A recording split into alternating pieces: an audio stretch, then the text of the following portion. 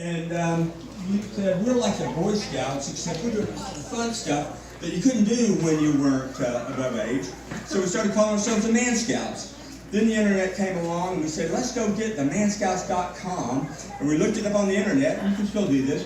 There's a big group of gay men in San Francisco. So that was about the time Prince also had decided that he wasn't going to be any longer Prince, but the artist formerly known as Prince. So we became the group formerly known as the Man Scouts, and that's how that moniker came.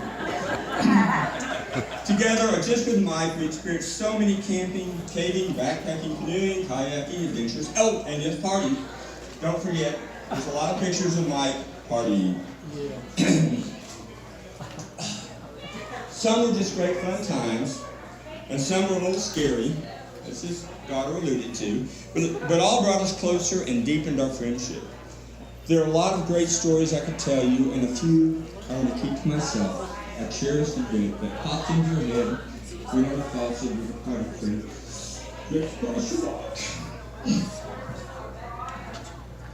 Just as I cannot recall our first meeting, I can't remember the first time I heard the moniker Big Daddy, but that stuck and became a badge Mike proudly wore.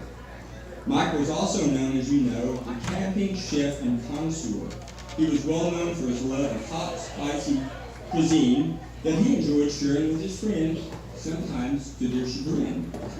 I can recall several great camping meals where the food was consumed with copious quantities of the beverage of your choice to extinguish the fire growing in your mouth. As we all aged together, our trips were still great fun, with new experiences, but perhaps a little less adventurous. However, by this time, our friendship was so comfortable that there was an enjoyment just from being and enjoying these new experiences together. And I will also say that Karen was part of some of these trips too, and I fondly remember them. My last great adventure with Mike was a week-long canoe trip on the Rio Grande in Big Bend in early 2020, just before the pandemic became the new norm.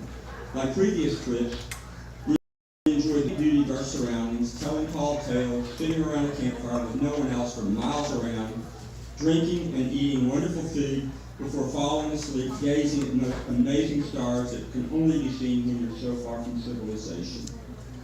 Although Mike's physically gone, he'll live on in my mind with the cherished fond memories of our many times together.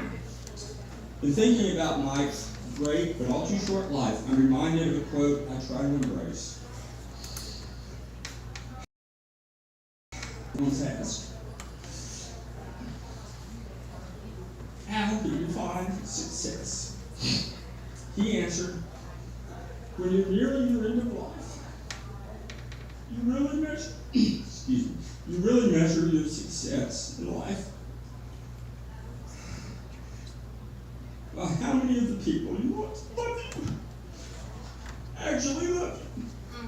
When you look at all these people that really love Mike, you can be assured that he had a successful life. He will be sorely missed, but always remembered with love.